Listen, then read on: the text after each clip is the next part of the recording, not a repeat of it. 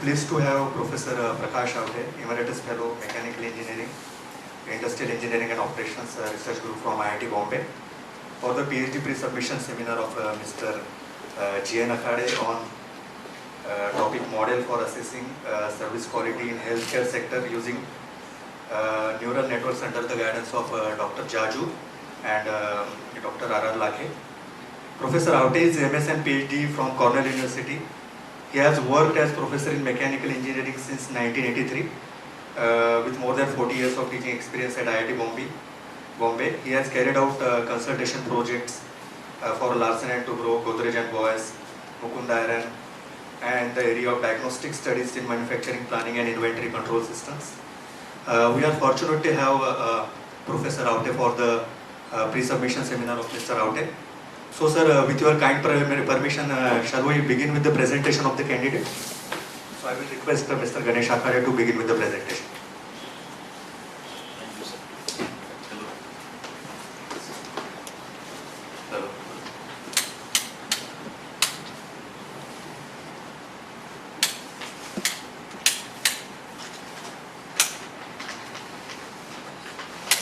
A very good morning to all of you. Myself Ganesh Akhade, Research Scholar of GHRCE College of Engineering, Nagpur. Today I am going to present my PhD pre-submission seminar on model for assessing service quality in healthcare sector using neural network. My PhD supervisor is Dr. S.B. Jaju sir, and my co-supervisor is Dr. R.R. Lakhe sir.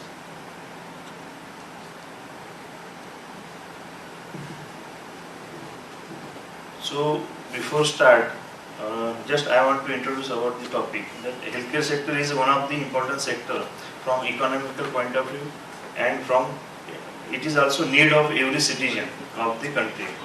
So nowadays there is steep competition in healthcare sector. So number of hospitals are open and providing the healthcare services in the society. But suppose there is a situation, any patient has to select any hospital. So what will be the criteria for selection? So in that case, as we all know that nowadays infrastructure and equipment are good in all the hospital. So the selection or choosing a hospital is based on the quality of services provided by that hospital. So hence service quality plays important role for selecting the hospital. So that's why this is our topic. Okay. So the objective of every administrator also to continuously improve the service quality of his hospital. So for that purpose he need to measure the service quality of hospital.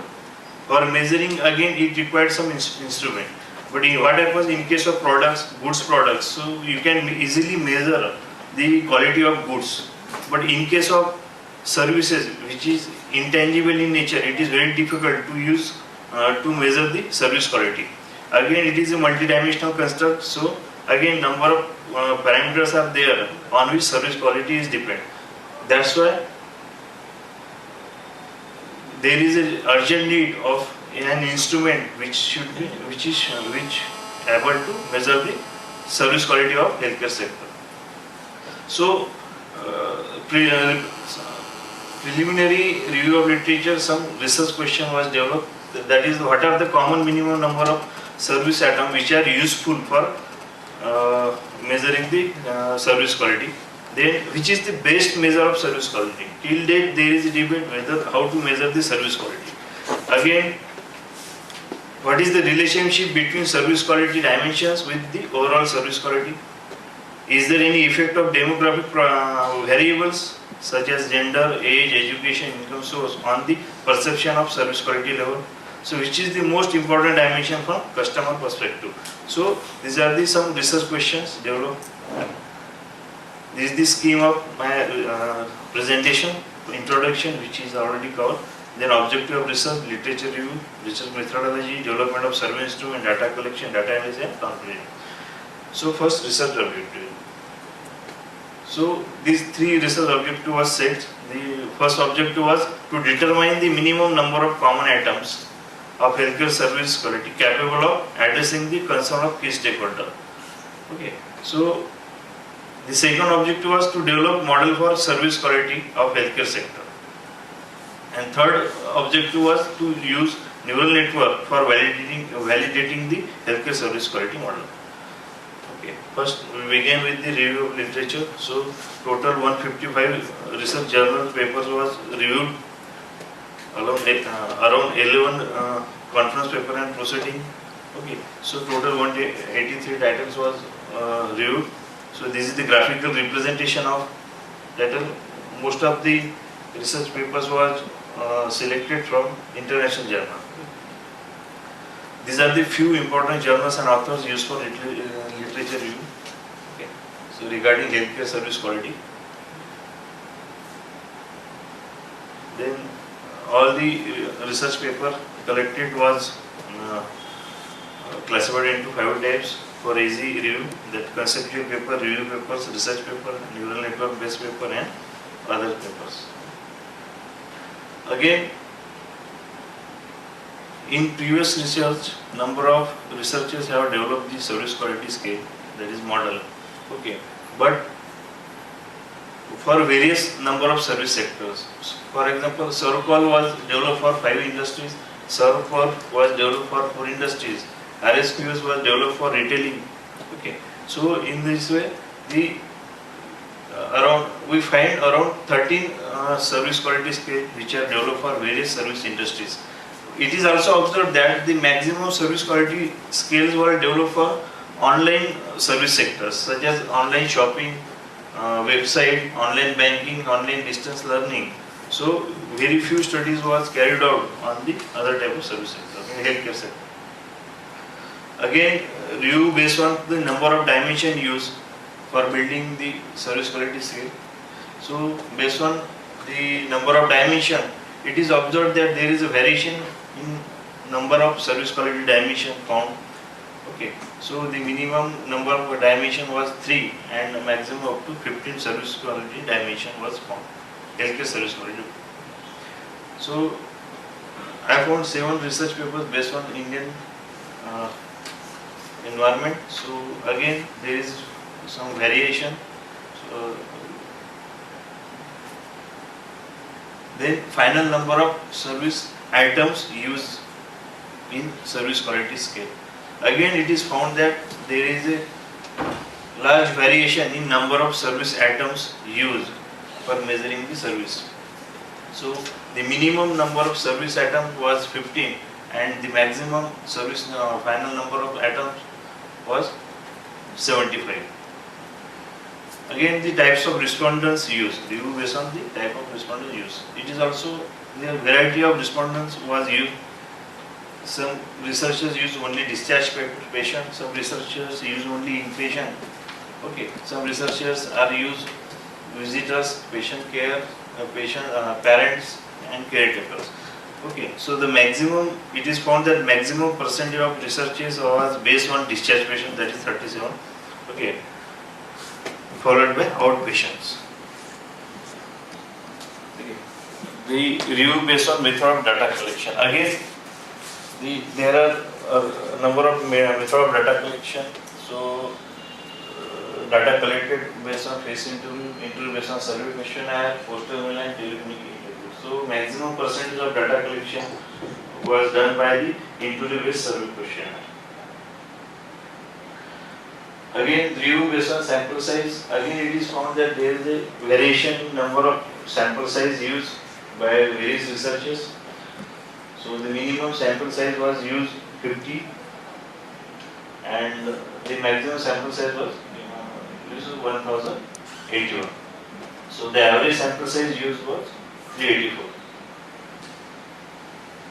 Again, review based on type of healthcare service industry. Generally, in India, the healthcare services are provided by government hospital, private hospital, trust hospital, okay, clinic. Okay.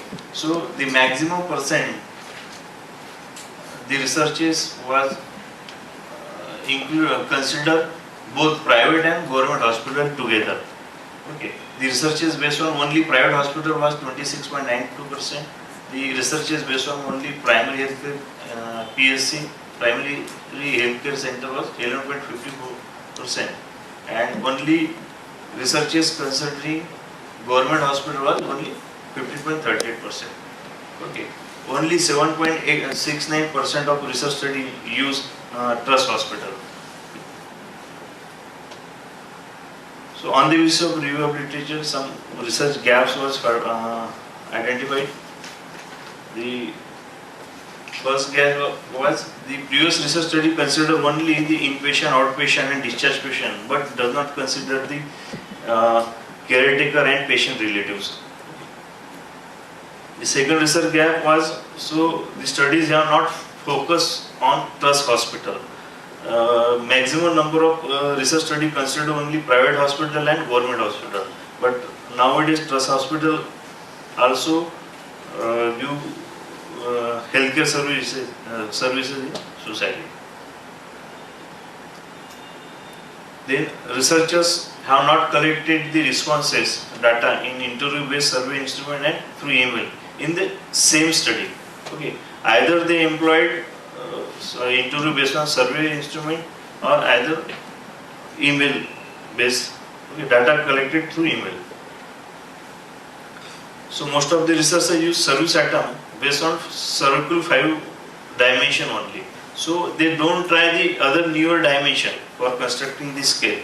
So they directly pick up the dimension from circle scale, which is mostly used by other researchers. In previous research, it is found that the researchers either employed urban hospital, carried out studies for urban hospital or rural hospital.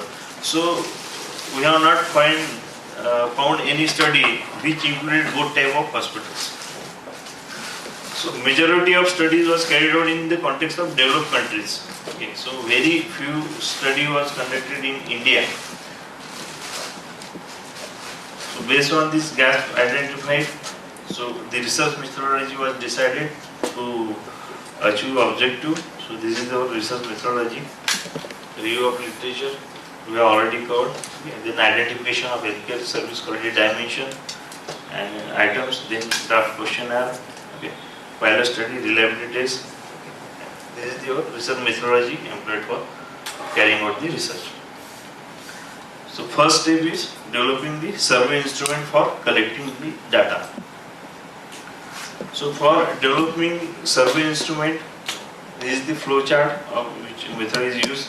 First of all, identification of healthcare service quality dimension. Then identification of healthcare service items associated with the selected service quality dimension. Then draft the survey instrument. Then pilot study was conducted. Then testing the reliability of service item. Then finalize the service item for after some modification. Okay, in pilot study. So first step is identification of service quality dimension. So as we have already studied that the number of service quality dimension was used by researchers previously. Okay, so through review of literature and discussion with the expert and professional in the field of healthcare sector, so we found that the 15 dimensions are important for building the survey questionnaire. So these 15 were like reliability, responsiveness and assurance. So these 5 dimensions also used in circle scale, which is more famous. Okay, so we also consider these 5 dimensions in our study. After that, we again added 9 dimensions. So affordability, safety, attitude of staff, appropriateness, availability, continuity, technical competence, effectiveness, and respect and caring and financial support. So we select this 15 service quality dimension for building the survey instrument. Again, the description of this 15 dimension was reliability means ability to perform the expected services dependably and accurately. Then responsiveness, willingness to provide prompt services to the patient. So likewise all 15 dimension was defined. So and the financial support means the financial resources provided to perform the expensive operations. So many times it is found that the financial condition of patient was not good. In such case, there should be provision of some financial assistance through bank or insurance.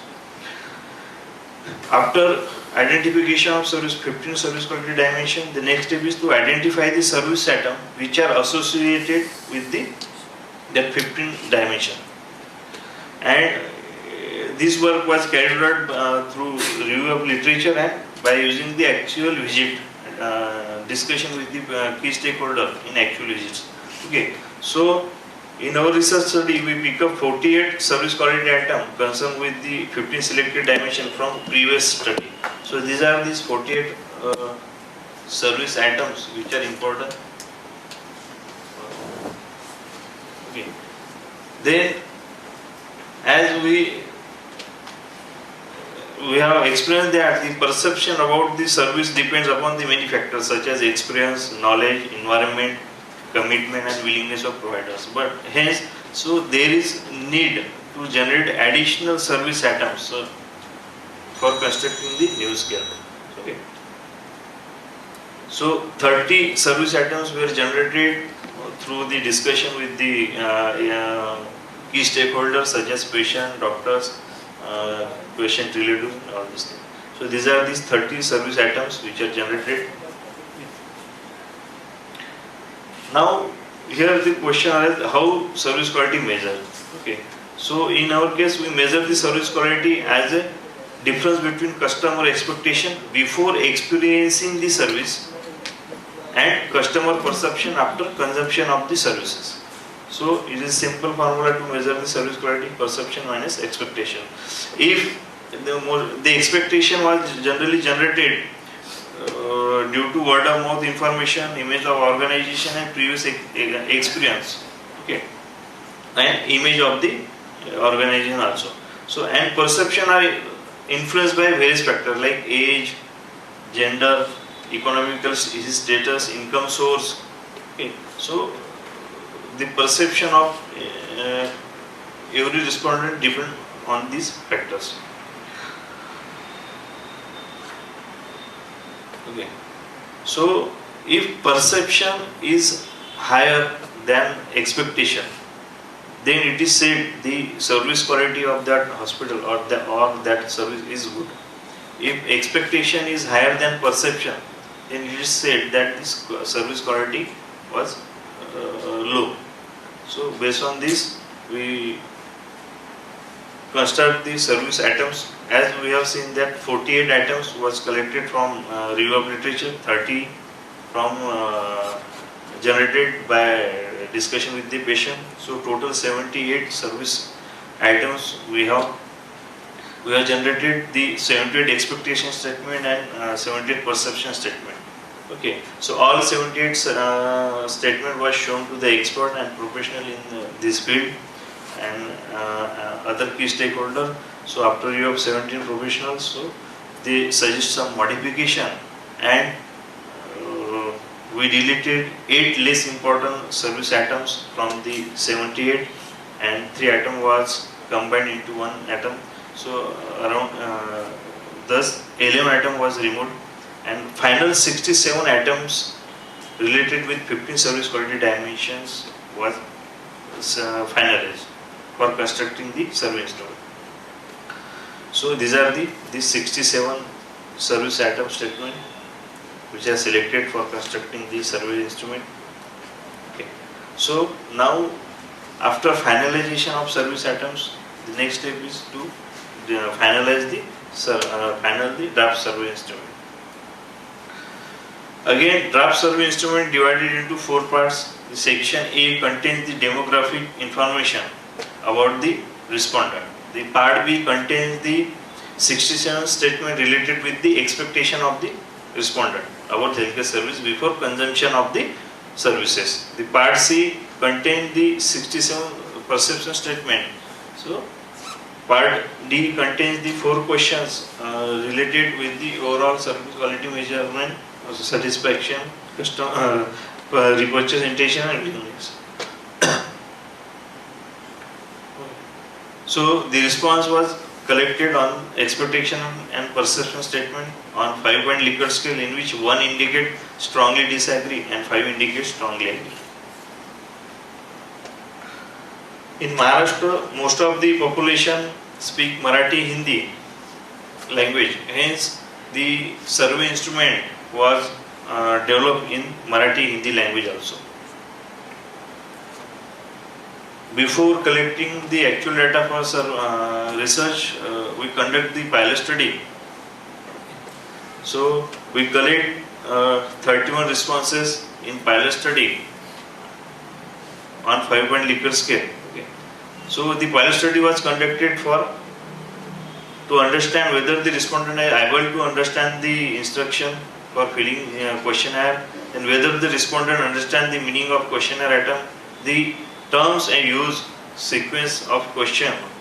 Okay. So to verify all these things, then reliability test was conducted using software IBM SPS20 software. So okay, after reliability test, the Cronwatch alpha coefficient was 0.969. So it is which indicate very good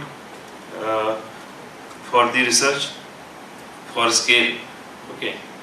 So again, after reliability test, again that it is observed that every selected atom was reliable for measuring the healthcare service quality.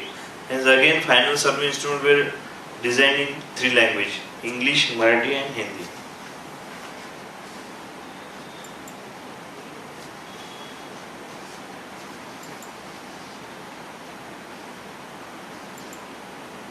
So this is the survey instrument designed for carrying out the survey. First part contains the demographic information, okay, regarding gender, age, education level. Okay. Second part contains the expectation statement. Third part contains the perception statement, and it is recorded on 5-point Likert scale: strongly agree, disagree, neutral, agree and strongly agree.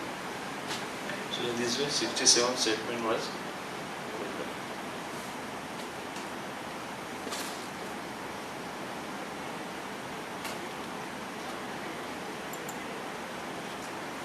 Again, same question was built in Marathi also.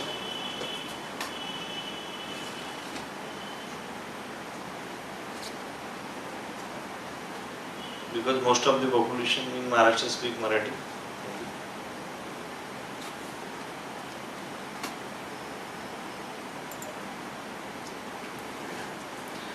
So after finalization of survey instrument, the next step is data collection.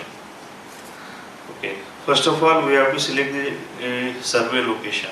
We select Nagpur for conducting the survey because Nagpur is one of the 13th largest populous city in India.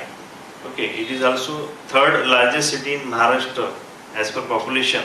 Okay, so in Nagpur, number of patients came from nearby states like Chhattisgarh and MP also. So we select Nagpur as a survey location for conducting the research. Again, sampling involves the selection of number of study units from different study population. So we have decided we selected 7 number of hospitals to carry out this research study. Okay. The respondents were from patient relative and caretaker of patients. Okay. So this is the details of data hospital selected for study. We selected 2 government hospital, 2 private hospital, 2 public trust hospital and 1 primary health center. The sample size was calculated on the concept stated by the here, that the sample size should be 5 times more than the number of variables you use in questionnaire. So that's why the sample size was after multiplying 5, the sample size comes to 335. The sample size used in our present study was 394, so it is already exceeded the 49 sample. Okay, so this sample size was exceed the sample size used by previous researchers. Then survey instrument administration. Again, the survey instrument data was collected by interview and through email. Okay. So details of data collected. Again, this is the details of data collected. Total 394 data was collected. Okay. So this is the percent of visible response. Okay. So 8% of data was collected from government hospital, A government hospital, 9% from B government hospital, 7% from C private hospital. Okay. In this way, the data was collected. Now, next step is data analysis to measure the responses, the frequency of response. So, based on gender response rate, it is observed that the maximum percent of responses was collected from male respondent and only 23.35% of responses were collected from female candidate. So this is because most of the time female candidate was not ready to give his feedback. Okay, so again there is a restriction in female ward. So that's why the responses from female was minimum less as compared to male candidate. Again, responses based on age category. It is also found that the responses of age category 36 to 40 was high as compared to other. Again, based on education. Again, graduate respondents was percentage of graduate respondent was more as compared to other. Around 33% of response was collected from graduate. So again, responses according to residency, rural and urban. Then according to occupation of respondent. Likewise, the responses based on every gender profile, every profile of the respondent was measured. Okay. So this is according to type of patient. So patients from medicine department was involved largely in large quantity as compared to the other department. So length of stay. Again, insurance. It is also observed that the number of respondents was not insured. So actually there was less awareness about the health insurance. Type of healthcare sector. Again, the maximum percent of the responses were collected from trust hospital. So now we will start our research objective.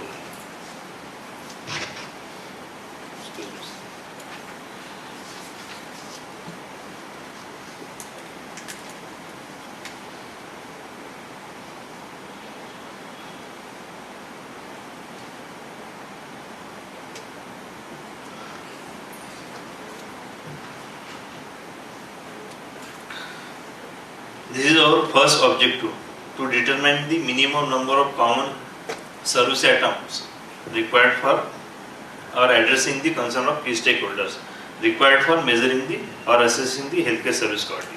So for that purpose, as we have seen that we have used 67 service items in survey instrument. Okay, so we have to reduce it. For that purpose, we conduct factor analysis. So after conducting factor analysis, okay, the main purpose of factor analysis is to reduce the number of variables used in survey instrument. Okay, so before performing the factor analysis, it is necessary to conduct two tests, that Kaiser-Meyer-Alkin test and Bartlett's test of sphericity. So after performance of these two tests, it is observed that the KMO index was 0.92, so it is very good. So it indicates that the sample collected for conducting factor analysis was adequate. Okay, after this test, again we conduct the factor analysis. Okay, after conducting factor analysis, it is observed that 10 factors were extracted, okay, for 67 service items. Okay. So these are these 10 factors.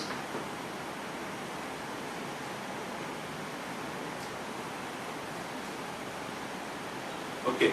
So this is the factor analysis output. It is observed that factor 1 was loaded by 9 service items, out of which 3 service items loaded more than 0.5. Okay, so that's why 6 items was loaded less than 0.5. Hence we rejected these 6 service items. Okay, for factor 2, total 5 items was loaded more than 3.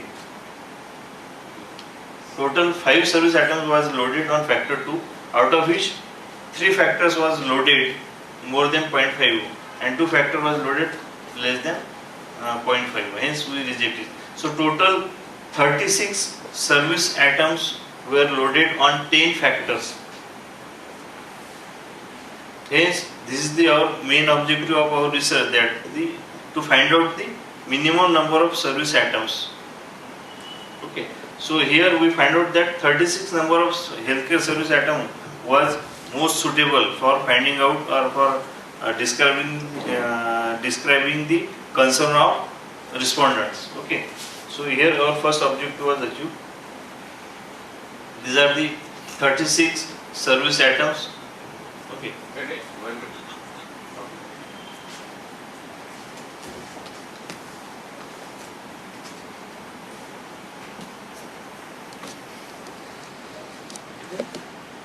Let's go back actually. Slide marking. Right. So here actually, please say a bit more about what is meant by number of service items loaded more than 1.5. That is what actually. So the factor loading shows the association of that service item with that factor. Correct. Okay. If there is less association with that factor, then that factor loading will be below 0.5. However, we need to keep in mind that factors actually are not observable. And so we speak of a service item containing some loadings of some factors and so on. So actually for factor 1, this number 3 means what actually number 3? So number 3 is 3 number of factors was loaded more than 0.5. So I will show you. No, but see, that row is factor 1. The row is factor 1. So in that row, whatever is there should be concerning factor 1 only. Concerned with factor 1, suppose this is the factor 1, sir. Total 9 factor was loaded under factor 1.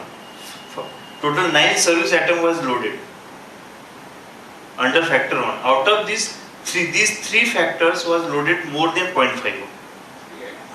3 items. 3 items.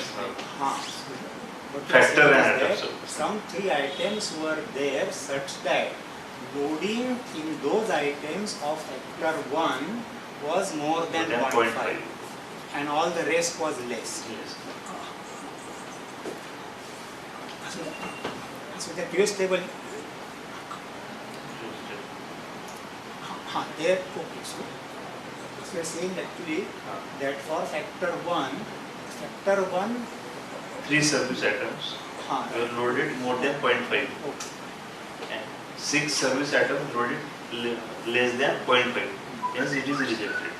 So this was our first objective, that to find out the minimum number of service items. Okay. Then this is the list of service item associated with the factor 1. See. So here actually, the number of items being removed from the instrument. So, I mean, see, so if some factor is found to have a loading of more than Point have a 5. loading of more than 0.5 only on the 3 items and otherwise on 6 items. So based on that, how do you eliminate items? So, if it means it is less importance was on the basis of factor loading. It is decided the importance of that factor item. Basic point. That item is associated with that factor 1, but is less important. Is there any criteria which is being defined basically to decide about whether the loading should be more than 0.5 liquid share? See, So, see, many researchers accept. some basic point is there. Typically, in vector analysis, we speak of an item being expressible as a linear combination of factors, but not the other way around. So in general, for any item, it may contain a loading of any or all the factors. So just because factor 1 had a loading of less than 0.5 for 6 items, so that by itself cannot be even for eliminating items unless the items had no factor with loading of more than 0.5. So I think we need to restate things in a bit different way. Right, sir. Many researchers select the factor which loaded up to 0.4 also.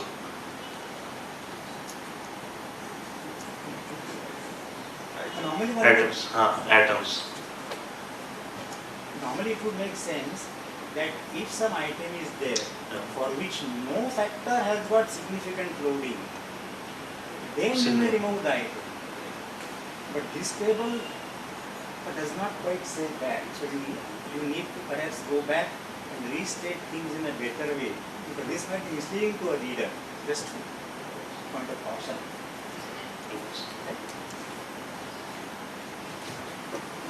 So total 36 service items were finally selected for developing the new service scale. So this 10 factor extracted by factor analysis was defined again. So factor 1 named as tangibility, because number of service items are also related with the tangible in nature. Okay, so such as well-maintained, up-to-date medical facility and modern equipment. So factor 1 was named as a tangibility. Then factor 2 named as a reliability. So the items associated with this factor 2 was concerned with the reliability, like doctors and staff services promptly at specified time. Again, factor 3 responsiveness. Factor 4 named as the assurance. Okay.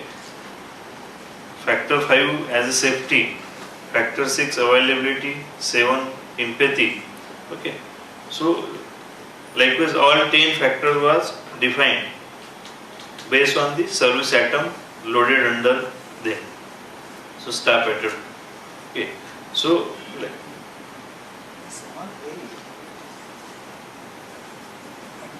this model that permits every item to contain a mixture of factors. So in terms of this table for 78 items and so on like that. So there actually I am a bit confused, because for each item you seem to have only one factor. actually this service item also associated with the I have rejected it below 0.5. I have not shown it. So every factor is associated with the factor, some 0.2, 0.1 like that. But say for example, for item 51, you have shown a factor loading of less than 0.5. Less than 0.5. So generally what happens, there is one command, less than 0.4 you can automatically delete it. So you need to add something in the table, that caption or a footnote saying that all loading less than 0.4 are subtext. So, Because otherwise, especially for a fresh Okay. reader, it may give a wrong idea. As if one item contains only one factor, which is hard. The second point Dr. Rauter has been saying is that you also have to check whether the same item is having some other different loading with other factors. For that particular factor, the item loading may be less. Okay. But for that item, what is loading with other factors? That also you have to take into account. thank you. So likewise all 10 factor was defined. Again our research, second research objective was to develop the model for measuring healthcare service quality. So up till now we have seen that 10 factors was extracted from factor analysis and 36 service items are found suitable or most important for developing new instrument. By taking these 36 service items, we develop new instrument named as a SCQL. So again,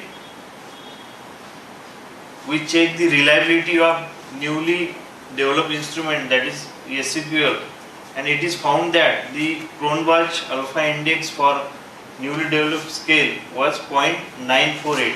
So again, which is again found that which is extremely good for all dimensions. So this indicates the very good internal consistency, reliability for each 10 dimension of multi-item scale. So these are the detail of reliability. Again, after reliability, validity of newly developed scale, SQL was checked. Two types of validity was measured: content validity and construct validity. So content validity performed to assure whether the content of the instrument or scale was appropriate and relevant to the study purpose. Okay. So this content validity was already at the initial stage of our development of research instrument. We have already taken the views of experts and other key stakeholders. So it shows the content validity of scale was good. Okay. Next is construct validity. Again, construct validity refers to the degree to which items on the instrument related to the relevant theoretical construct. So all 10 dimensions of the service quality are correlated with each other. So the construct validity was checked by performing correlation analysis, and it shows that every service quality dimension was correlated with each other. So reliability correlated with One small thing. So on page 50 of notation, page 50. this term content validity, a very important thing that we so here the first statement says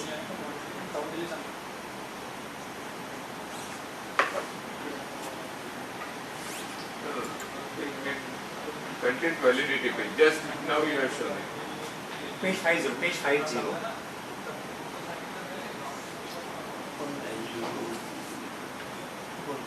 Slide number 103. 100. 100. That's right.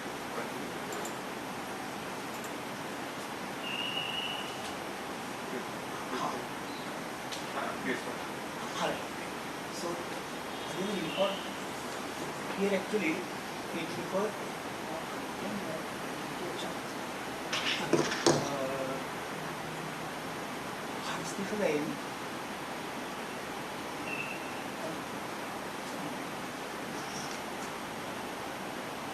wording there and the wording here I can't see it. But here it says at initial stage at the initial stage experts examine whether scale items adequately cover the entire domain of deconstruct being measured. Now what is that deconstruct being measured? deconstruct being measured? Deconstruct means what? So what is being measured? What is that deconstruct?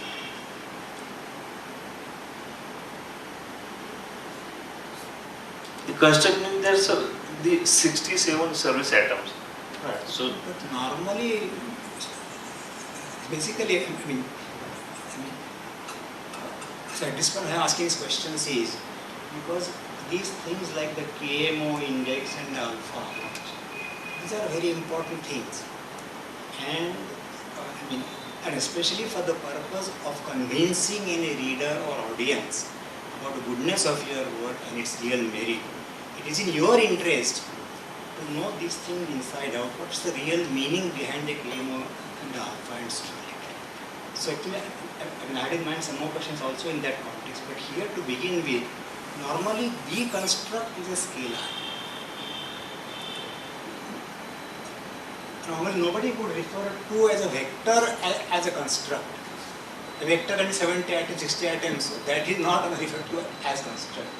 So this says at initial stage the experts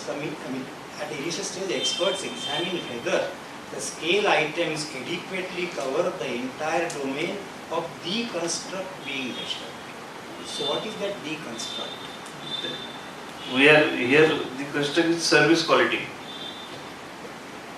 But service quality is undefined. On the one hand you have got items, on the other hand you have got dimensions, on the third hand you have got factors. And service quality is what? That is scale item adequately. You had section D also where you speak of 4 I think. Both things. Service quality, satisfaction.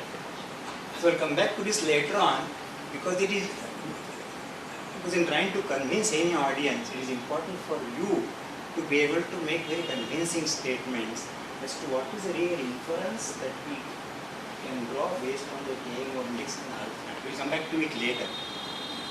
Listen, go.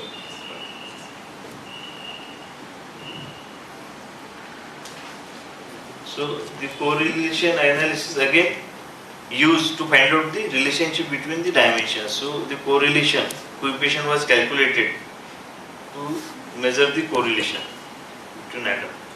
So hence using these 36 after reliability and validity of 36 service atoms, so we develop the survey instrument, that is SQL. Again that SQL divided into 4 parts. Part A contained the information regarding demographic information of respondent. Part B again contained the 36 service item statement regarding the expectation of respondent. Part C contained 36 healthcare service item statement regarding the perception of respondent. Okay. Part D contained the 4 statement collecting the responses of overall service quality, satisfaction, repurchase intention and willingness to refer others. Okay. Again 5-point Likert scale was used. So this again developed into 3 languages.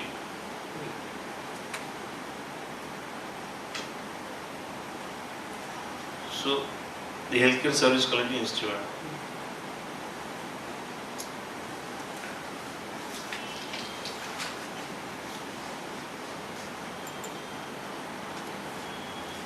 Again this SQL developed into 3 languages.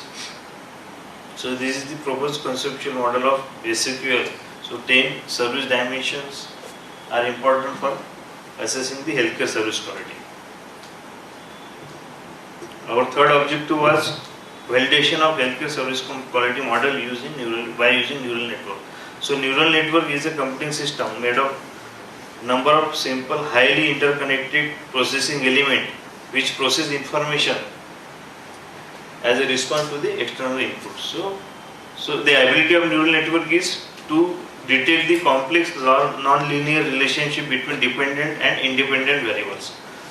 Okay, so neural network is able to detect all possible interactions between the predictor variables. So in neural network there is no need of considering any assumption as in case of statistical analysis. So we have to generate some assumption before analysis. So in neural network, learn relationship between variable during training of network on the basis of actual data collected. Okay. So Neural network analysis is also suitable for ordinal data set. So in our research study, we collect the ordinal data.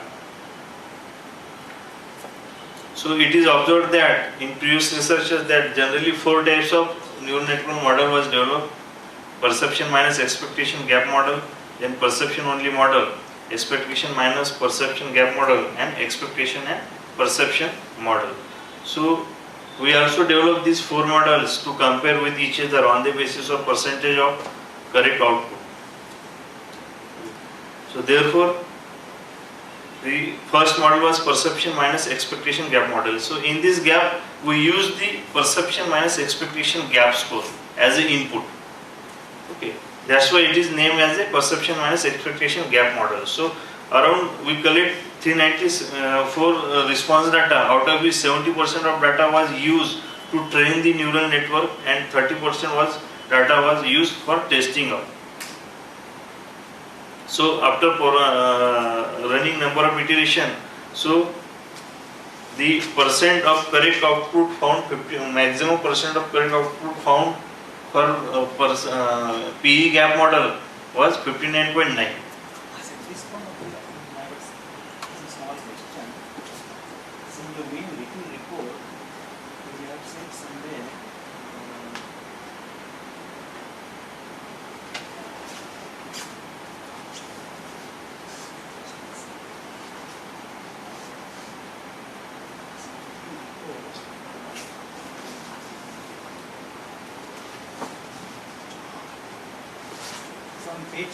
from page 60 of the written report. So it says that network is run till sum of square error was minimized. What does it actually mean? Sir, Run till sum of square error was minimized.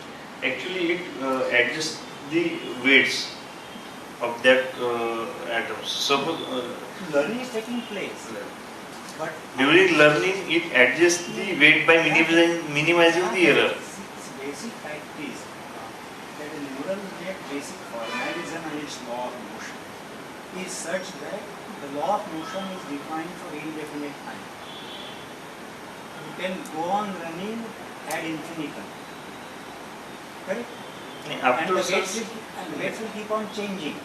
So it is extremely important to be clear as to what is actually done when it says till the sum of square error was minimized. So do you stop at the first local minimum of the sum of square error or what? Actually what happens, sir, number of combination was used for neural network for designing the structure. So we have find that hyperbolic, by using type of training hyperbolic tangent, input function as a identity, output function as a I have found minimum number of sum of square in the range of 75 to 80. What I am talking about is actually within any particular row for a fixed value of learning rate. Are you aware as to what is actually happening in the software when you are saying that it is run until sum of square error is minimized? What was actually done? Because, see, neural networks, we speak of their model-free estimators and so on. And just as in some sense we say computer is a dumb machine, so also neural net also is a dumb mechanism. So all the intelligence that we get from it is actually human intelligence based on how we use it skillfully, gainfully, thoughtfully. So it's very important to know what's actually being done. So what is the actual stopping criteria?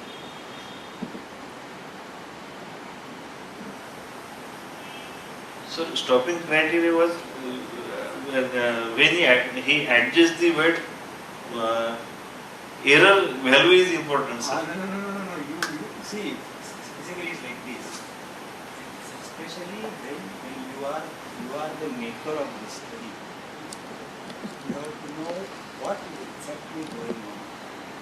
On the face of it, if somebody interprets this, so on the face of it, the most plausible explanation is you stop at the first local minimum of the sum of square errors. If so, it's a very dangerous thing, very, very dangerous thing. I recall even my own students, even as of 1999, running neural network models for lakhs of iterations overnight in those days. And I've seen myself how for 10,000 iterations nothing happens and then suddenly you get improvement. So in neural network training is an extremely important issue. What is the actual stopping criteria? So are you aware as to what the software did? What was its actual stopping criteria? And I'm asking this particularly because the results in these tables in this chapter, they do not convey a convincing story. They do not, I mean, to me actually the results look quite erratic. I mean, you can see in Wikipedia, you can, so there is a very excellent article of training of deep neural networks from Ganesh Akhade on the net. You will find a 37 article written by faculty there as of 2006, giving the ins and outs and do's and don'ts and what to watch out for in training of training of data provision networks. So if you are not careful, so to me at least it seems to me that these results are quite erratic. There is a lot that we need to do more. But this is just the tip of the iceberg. That's why I asked you, are you really sure what the software is doing? And also your range of learning rate is a very vast rate, from 0.01 to 0.7, which is a ratio of 70. Normally in almost no textbook you will find learning rates varying by this large order of magnitude. So to me the impression I got actually, based on the face value, if the software is simply stopping at the first local minimum, then the serious issue comes that one is not able to overcome the local minimum. And in fact, the literature as of 1990s also, they developed a lot upon use of techniques like use of momentum, then use of actually stochastic learning, where you deliberately introduce a noise in the quantity being measured or observed value and so on, so that the network does not do overfitting. So are you aware of terms like overfitting and underfitting? Yeah, hey, Actually, I use neural network only to compare the four models. Frankly, And it is you are actually in a very fortunate situation. So I suppose thanks to your guidance and so on, you have got a wonderful problem to work with. So it's like a gold mine, but you have to produce gold and be aware of what is coming out and so on. So basically the fact is that, see, neural nets involving application learning, they have been used right since late 1970s and so on. In our textbooks in the field starting in 1980s, but lots of pitfalls are there.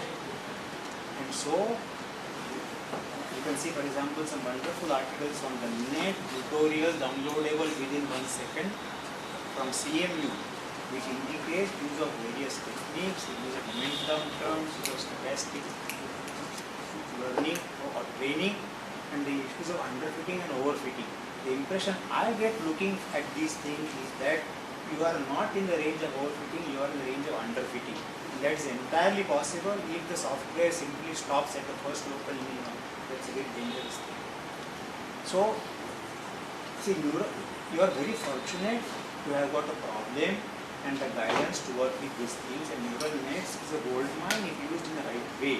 And the neural nets, that you have the ability that if you change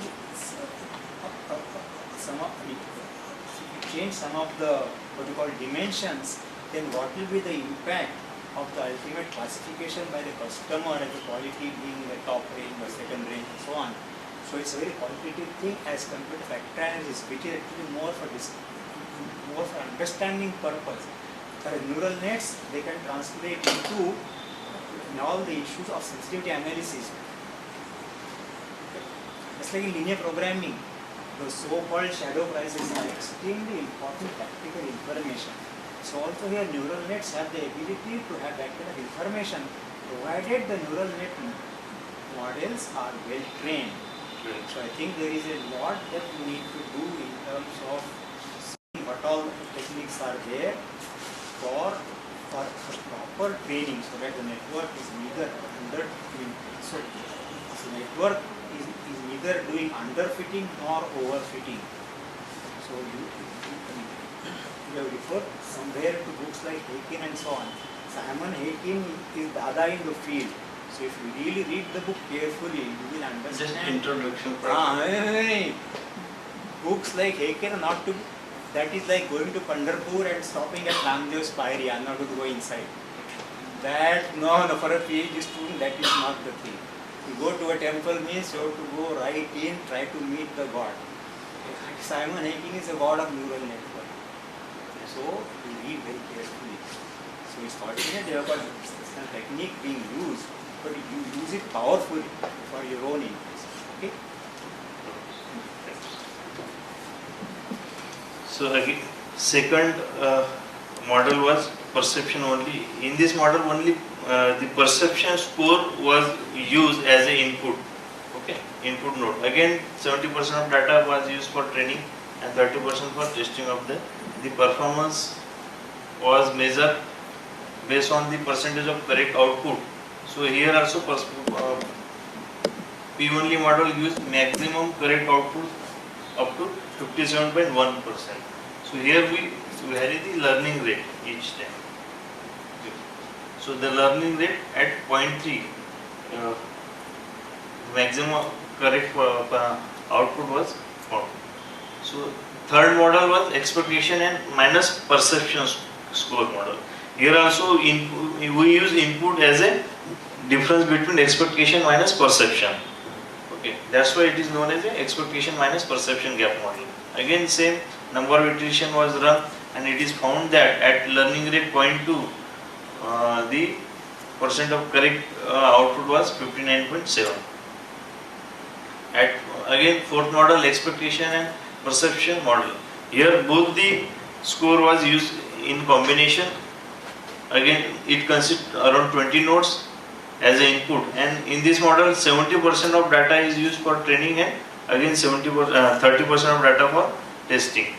Okay, so again this is the performance of that E and P model. Okay, so it gives maximum correct output was 55.4%. So after comparing all these four models, the best output, so it is observed that perception minus expectation gap model gives highest percent of correct output. Okay, so hence At this point, a small comment but large suggestion. To me, all these papers, they are not convincing. Learning rates as high as 0.2, 0.25, 0.3, you will not find them in literature. So I think there is a lot that you need to do. The story is not convincing, and so on like that. So,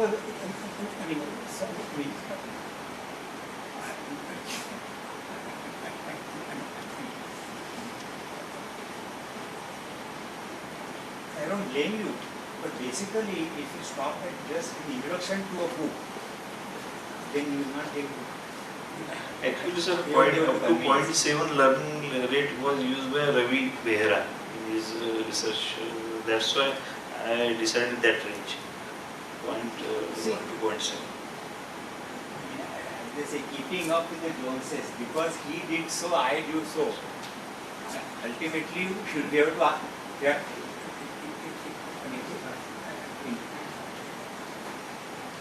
Ultimately, as they say, searching for truth. So learning rate should be below 0.1. No, I'm not saying that. But whatever is happening, you have to be convinced as to why it's happening and how to learn. To me, actually, the results are quite high. And to my mind, it seems that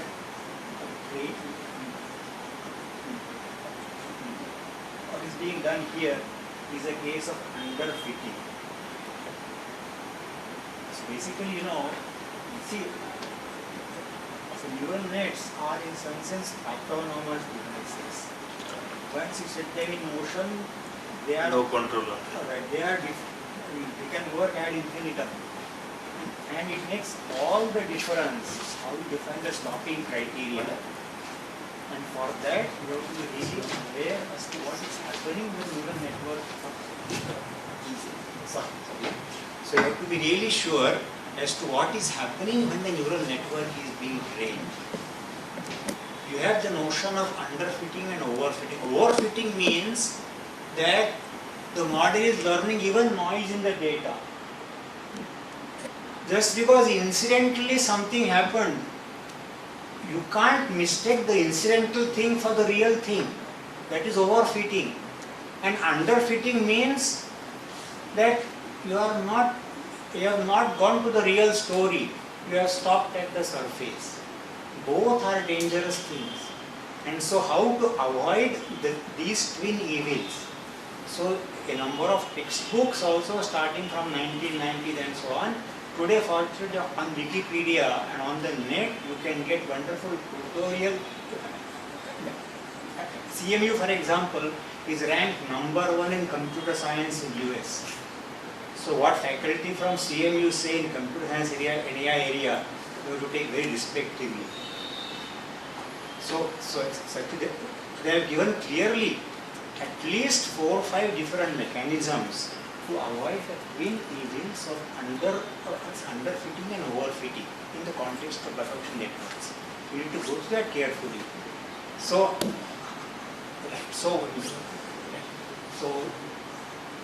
to me it seems that what's happening actually is underfitting, and the real story is not being learned by the network.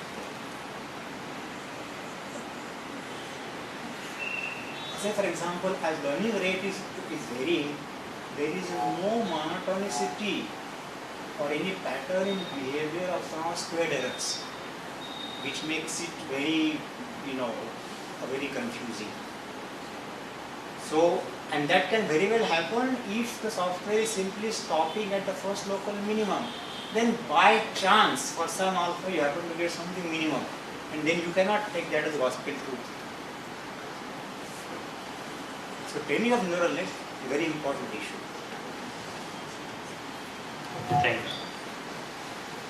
So after comparison of our full model on the basis of percent of correct output, it is found that perception minus expectation gap model gives better output as compared to other 3 models. Okay. So the percent of correct output given by perception minus expectation gap model was high. For developing SQL survey instrument also, we have used the same input, that perception minus expectation gap. So it validated. So now importance of service quality dimensions. So again, by using neural network, importance of service quality dimension was measured. Okay. So importance of service dimension, service quality dimension measure is a measure of how the network model predicted value changes for different values of dimension. Okay, so a normalized importance is calculated. Okay, so it is found that availability have maximum importance as compared to other 9 service quality dimension. That is, second best was staff attitude, third was assurance, fourth reliability, and last was tangibility. Okay. So it is found that all Actually,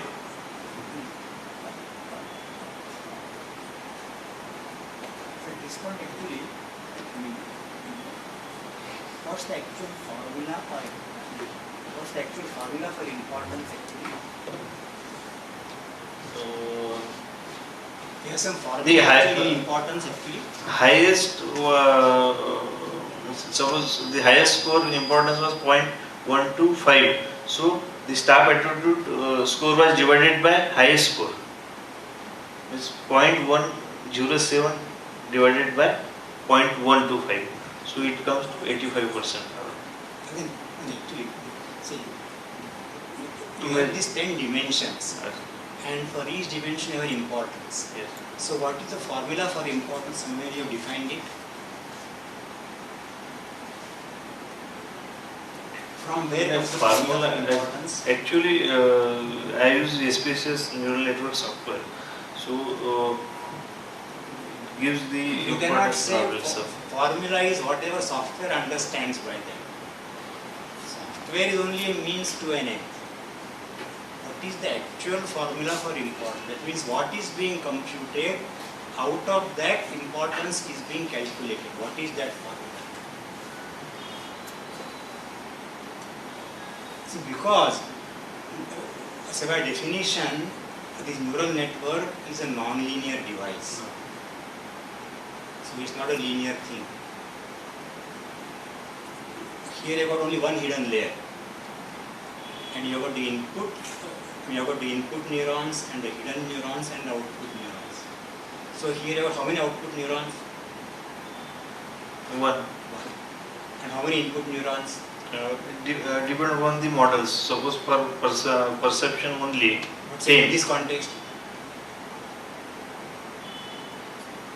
See, for different models you have got different number of input neurons. Then these 10 dimensions, they come This dimension based on perception minus expectation gap model. Fine. So in that model, so in that neural network, you have got 10 inputs, and these are those 10. Correct. Now, so what is the quantitative definition of importance?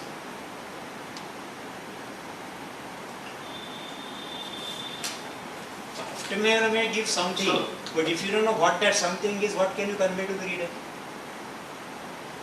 So the responses was collected from the respondents. So most of the respondents. See, the neural network is a non-linear, that defines a non-linear mapping. So a trained neural network defines a unique or specified non-linear mapping from the inputs vector to the output scalar. So in that non-linear mapping, what is importance? So if I call the output variable as y and the input vector as x, then you got y equal to f of x. And what's importance?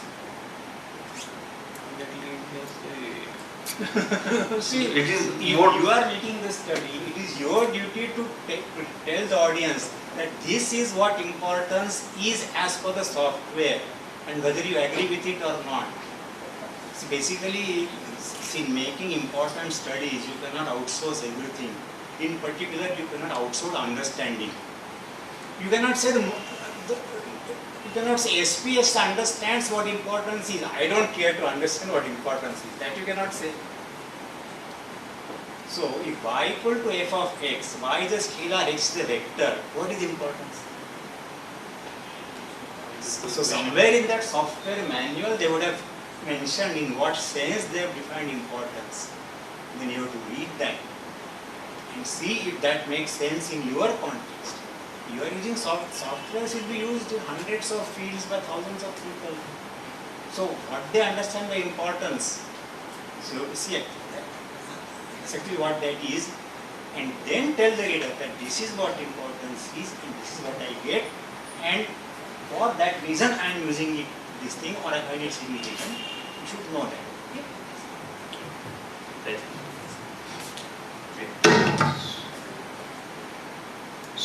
So after reliability and validity check, so we use the SQL 36 service item scale for performing the gap analysis. Okay. So gap analysis was performed based on 36 service item. Okay. So this is the gaps. Mean gap was found for all 36 atoms. Okay, so the maximum gap between perception and expectation of respondent was found for the service atom. Hospital staff provide psychological support to the patient. Okay, so likewise, and it is all the gaps found in negative sign. It means that in all the case, the expectation of the respondent was higher than the perception of the about the services. Okay, so minimum gap was 0.57. All the gap ranges from minus 0.57 to minus 0.89. Okay, so the major gap shown for minus for service atom, the hospital staff provides psychological support to the patient. Okay, so again, so the hospital administration should look after the on this point on this service sector.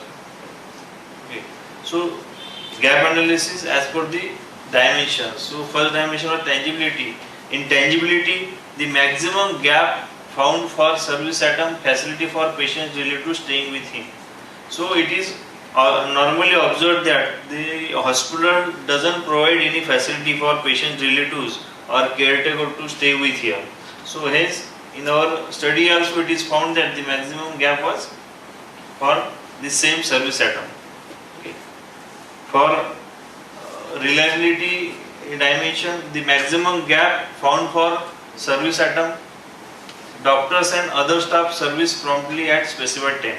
Again it is observed that the most of the time the doctors and nurses was not available when patient needs seats.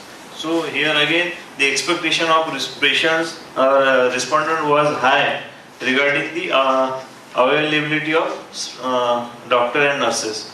Again third dimension was responsiveness. Okay, again hospital staff provides psychological support to the patient, as we have already seen that the maximum gap found for this service atom. Fourth service dimension was service quality dimension was assurance. So in assurance, the service atom patient feel safe in hospital. The service gap was found around minus 0.82. Okay. So regarding safety, again immediate care of allergy of reaction drugs medicine found minus 0.77. Okay. Likewise, the gaps for service atom associated with service quality dimension was found. Okay. Now this gap analysis is used to compare the hospitals. Okay. Again, gap analysis was performed for government hospital, then private hospital and trust hospital. On the basis of gap analysis, it is found that the service quality pursued by government hospital in government hospital was very low, because all the gap was negative and more than the private and government hospital, private and trust hospital. So the maximum gap found for immediate care of allergy or reaction drug medicine minus 0.19. Okay. Again, we measure the effect of demographic profile on respondent on healthcare service quality. So effect of gender on healthcare service quality. Okay. So it is observed that the female candidate rate good service quality as compared to male candidate. Again, effect of age on healthcare service quality. For government hospital, it is found that the age category between 46 to 50 rate low service quality. Okay, and age group of 41 to 45 rate better service quality for government hospital. Likewise, okay. Then effect of education on overall service quality. Again, it is observed that according to illiterate respondent, the service quality of government hospital was low. Okay, and according to PG student, PG respondent, the service quality was good of government hospital. Again, for private hospital, SSC pass respondent gives score of 3.54.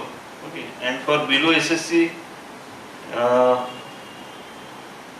respondent gives better service quality, pursued better service quality of private hospital. So again it is found that there is a variation in the level of pursued service quality based on education. This is graphical representation. Again, effect of residence on overall service quality. Again, there is found that there is a variation in the perception of service quality. Effect of occupation on overall service quality. Again, it is found that the perception of respondent was vary according to the occupation of respondent. So, this is the graphical representation. Effect of monthly income on overall service quality. So, it is also observed that there is a variation in perception of overall healthcare service quality, and it depends upon the monthly income. So, these are the various profile of respondent. Effect of length of stay again.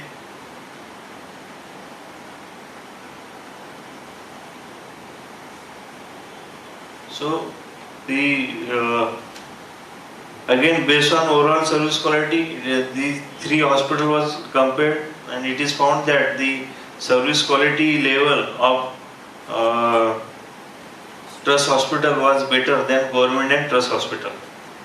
Again, ranking of hospital we have considered for carrying out this research study. So again, on the basis of overall service quality, so it is found that the highest better service quality, level of service quality is better for trust hospital, and second best was private hospital, private hospital. Okay, in this was the ranking of all hospitals, 7 hospitals was calculated based on overall service quality. Okay. Then again, by using cross-tab analysis, it is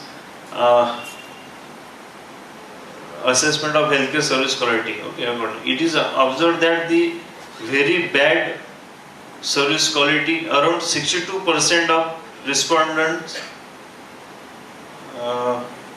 pursued very bad service quality of government hospital. Okay. So for bad service quality, around 46.3% respondents are from government hospital. Okay, in very good service quality, only 9.6% are from government hospital, 1.4% are from primary healthcare center, and 43.8% from private hospital, and 45.2% from trust hospital. So in this way, the healthcare newly developed scale can be used to compare the hospital, to decide the rank of hospital providing the healthcare services. Okay. Now conclusion. So a systematic approach was proposed for assessing the service quality of healthcare sector. Second, healthcare service quality measuring instrument was proposed, which is named as SCQL, which have only 36 service items. 10 dimensions are found, which are namely reliability, responsiveness, assurance, empathy, tangibility, safety, which are important for measuring the service quality. Correlation analysis of all 10 dimensions indicates that out of 10 dimensions, highest correlation found between the staff attitude and responsiveness, and lowest correlation between the reliability and empathy. So 4 neural network model was developed and compared on the basis of percent of correct output. Okay. It is found that the perception minus expectation gap model was best as compared to other 3 models. So important analysis was performed using neural network, and again availability found drawn more maximum importance, followed by staff attitude, assurance, reliability, effectiveness, and others. it is found that majority of population was not utilizing health insurance available in the market, and many health insurance scheme is launched by government. So it is also found that perception of healthcare service quality level changes with the changes in category of demographic variable of key stakeholder. It is found through gap analysis that the major gap between expectation and perception of service item, the found for the hospital staff should provide psychological support to the patient. Okay. It is found that service quality trust hospital is better than government and private hospital. So contribution to the research work, that in this research study we include responses of caretaker and patient relative, which was not considered in previous research study. So again, we conduct this research study by using the combined data of government hospital, private hospital and trust hospital, so which was not considered in earlier research. So the major contribution for research study is we proposed a service quality assessment instrument that is named SCQL, so which is most reliable and validated service quality measuring instrument. Okay, so neural network can be used for validating the models. Recommendation to the administrator of hospital: a reliable and validated SQL instrument. The administrator of hospital can be used this SQL for measuring the service quality of hospital. So it is observed that very few respondents are aware about the insurance. So the administrator of the hospital can organize the workshop program for increase the awareness of health insurance. So it is recommended that highest gap found for psychological support to the patient. Hence, again, hospital administration should organize some workshop trainings for the hospital staff. So regarding behavior with the patient. Okay, so by performing gap analysis, the administration of hospital can identify the weaker area where improvement in services is required. So by identifying that weaker area where service quality is low, so the administration of hospital can take corrective actions. Scope for future research. As every research needs some extended research, so the methodology developed in this research study can be employed for small hospital having bed capacity 20. The framework developed in this research study can be extended to the other type of health service such as psychotherapy, physiotherapy, nursing homes and clinics with some modification. So there are the references. On the basis of this 6 papers was published in journal, 2 papers in international conference. So I would like to thank management for providing this opportunity.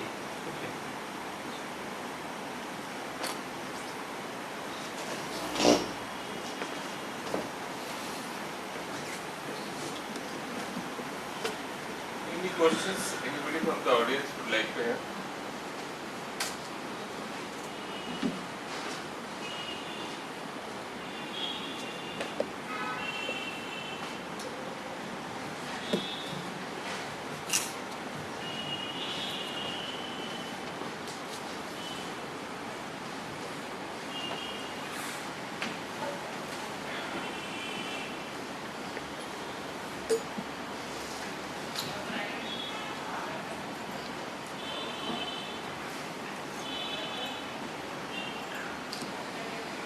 Fine, actually. So, I mean,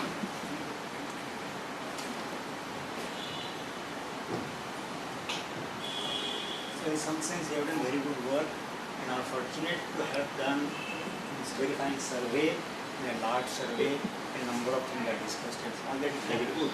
So, you really have a bold mind, but in your interest and the interest of your colleagues, so on. But since you still have time until final submission, you can still improve upon them and so on. Right? So first, let me come back to the importance analysis.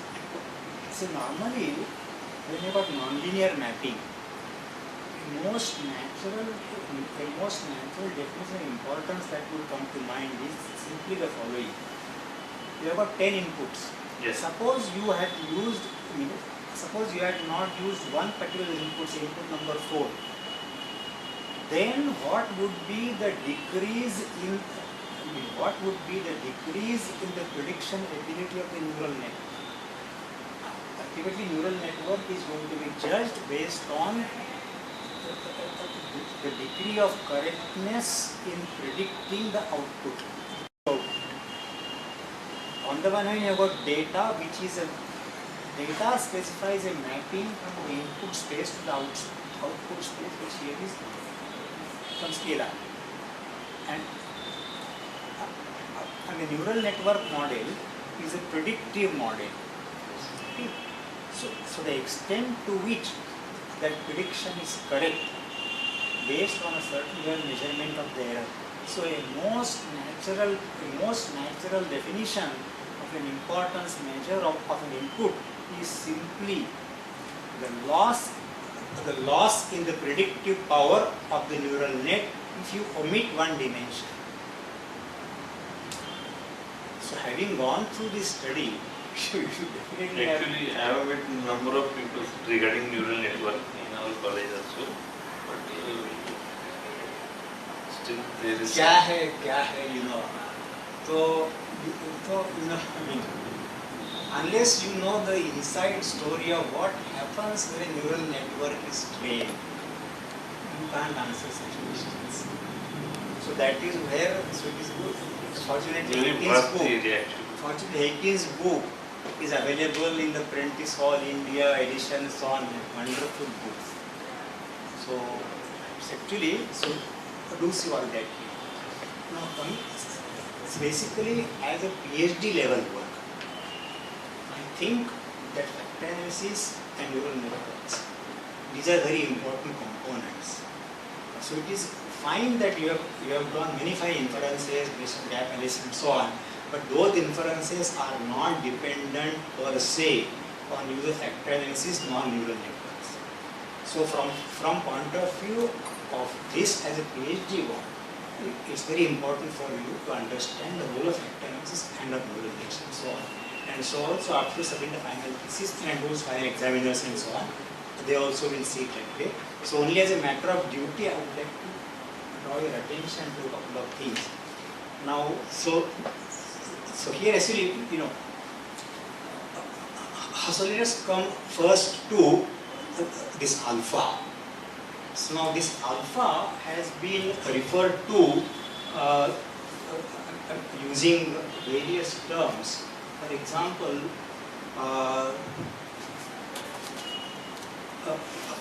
say in your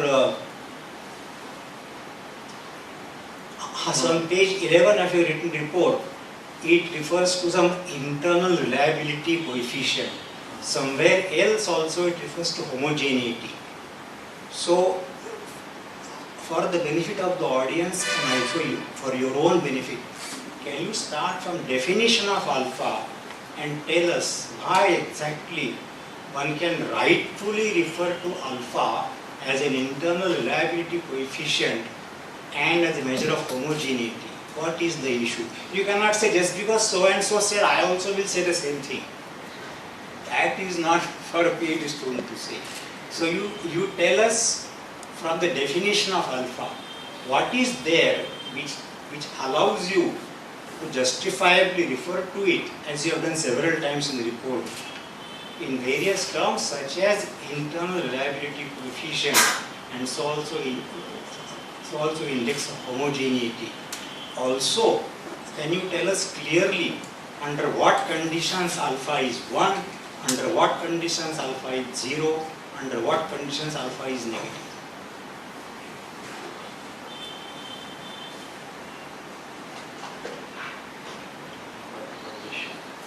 That means the real insight. See, basically what happens, you know, see, mathematicians, statisticians, they think a lot. They have a lot in mind. And all that is condensed into some computations, procedure, formulae and so on. But the real meaning cannot be known unless you start from first principles and see from where this alpha comes, and from that what is the meaning which can be ascribed to it. Just because somebody said so, I also say so. So, you can't convince people that way.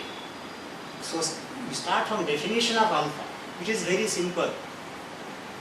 Correct? You start from definition of alpha. Yes. If you see Wikipedia, there also you will see simple thing. Y equal to x1 plus x2 of Variance is up used. to xk. Correct? And alpha is defined as k by k minus 1 into 1 minus sigma of variances of yi divided by sigma squared x. So simple one line definition. Out of that one line definition, from where come these terms like internal reliability coefficient and index of homogeneity? And are you really aware? You have said so many times alpha equal to 0.9, something very good, fine. Others say very good, fine. But so under what conditions will alpha equal to 1? Under what condition alpha will equal 0? Under what conditions alpha can be negative also? Given simply that you have got y equal to x1 plus x2 up to x. If you know that, then you can convince the audience that look, what I have done is meaningful. Without that, why should somebody believe?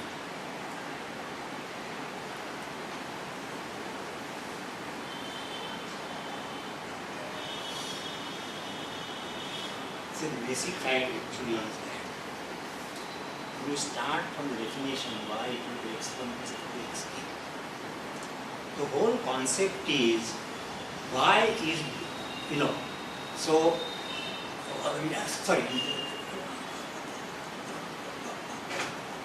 let's say x equal to y1 plus x up to yk. So x is being modeled or represented as an incremental sum of contributions by different y's. And all these different y's are trying to measure some part of x. yi is measuring a part alpha I into x and sigma alpha equal to 1. That's all that you know to begin with. In your own writing also and so also literature, it says alpha can be negative. So are you aware under what condition alpha can be negative? So it turns out that alpha will be equal to 1 if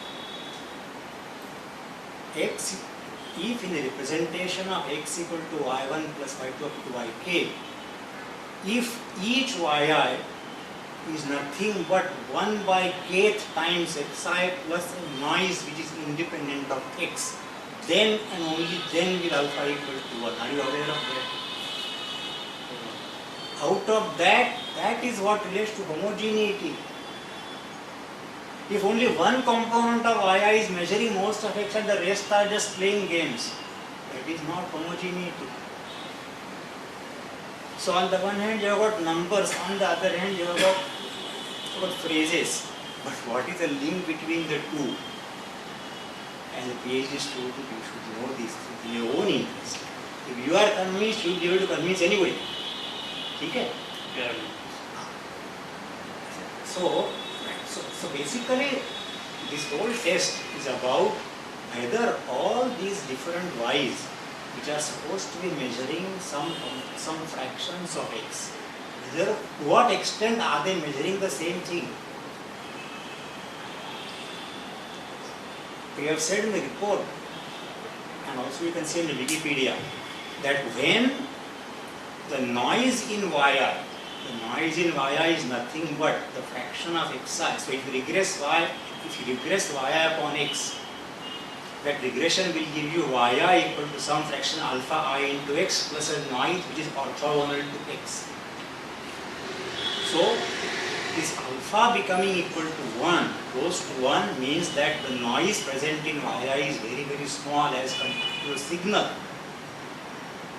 if yi equal to alpha I into x plus noise, say epsilon I, then the epsilon I is the noise and the signal is alpha I into x. So alpha equal to 1 will appear when and only when all the yi's are measuring exactly equal fractions of x. And alpha will be equal to 0, for example, if any one particular y is measuring the whole of x and the rest are measuring nothing. And alpha I will become negative if it so happens, say for example, if I write x equal to 2y minus y, so y1, sorry, so if I write x as 2x minus x, so here y1 is 2x and y2 is minus x. So there y2 is not measuring a positive part of x, but in fact a negative multiple of it, which is practically meaningless. That is why in Wikipedia and somewhere else also you would see the statement that positive value of alpha are only significant. If for example some variable had some topsy-turvy definition and then it would not try to measure x but minus x, then trouble would come naturally. So you see, so behind these numbers, so behind these statistics and their interpretations, there is a logic. So that you must know inside. Okay. So also for the KMO. Now for the KMO, now, so on page 38 of the presentation, it makes a reference to the fact that the KMO test, it sort of assures us that samples is adequate. There again, starting from definition of the KMO value, can you tell us logically how you can conclude that certain value of KMO will imply that samples is adequate? KMO formula says it has got nothing in it about sample size at all. So the whole story relates to understanding properly what is the meaning of partial correlation. So incidentally, have you read any single book or chapter carefully on multivariate analysis? That is the Ganga from which all these things flow. Unless you go to that Ganga, you cannot see what that Udak is, Gangodak. So starting from definition of the KMO. KMO formula contains, it makes no explicit reference to a sample size. So why should one believe, so at this point, while you are yet to submit to me this is, as a matter of duty, it's my duty to be a devil's advocate. Tomorrow somebody will ask you, why should KMO, if KMO formula says nothing about sample size, why in the world should I believe that KMO value will tell about goodness of the, will tell about adequacy of the sample size? So, today fortunately under Wikipedia, within 1 second you can download a nice small 20-page article about multivariate analysis. The whole story revolves around proper understanding of partial correlations. So basically, the sample size being adequate, from where that notion comes, you are looking at, so you have multivariate data, x1 up to x something, and you are looking at pairs of variables. And the notion of partial correlation is dealing with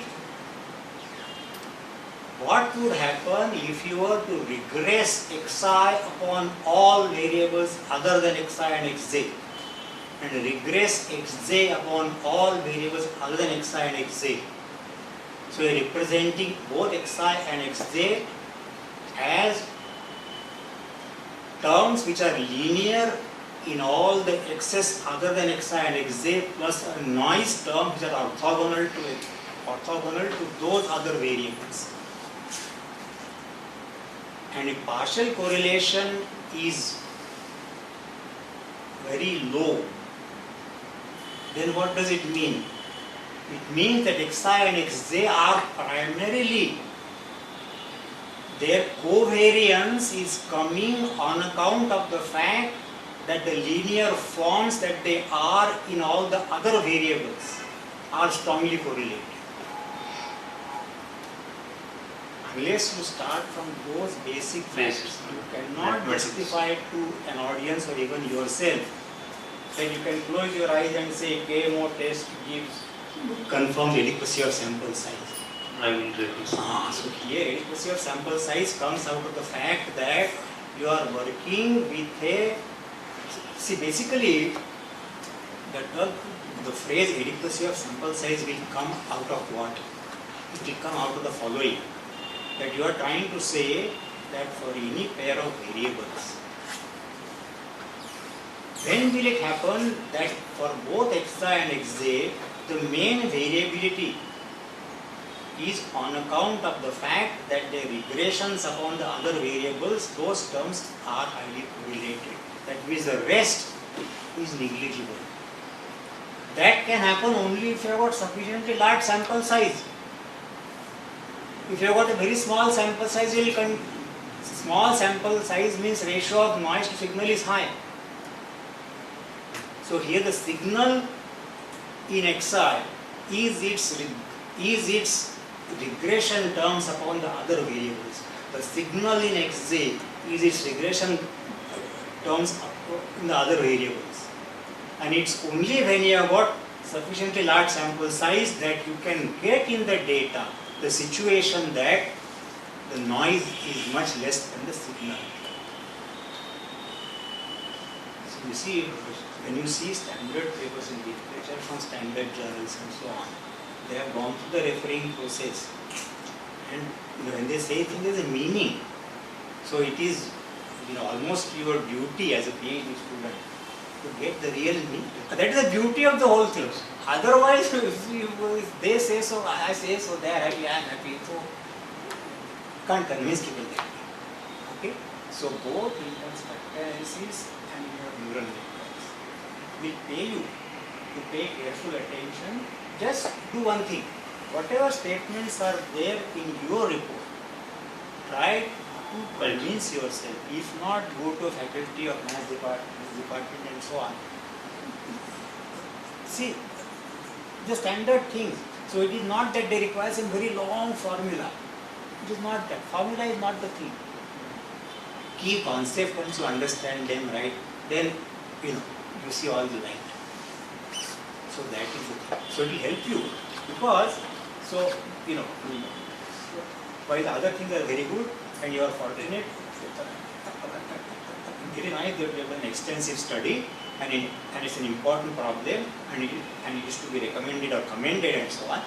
But for your benefit, it will be much nicer if you can say that this is what it is and I know why it is so, then it is all the more beautiful. Okay, thank you.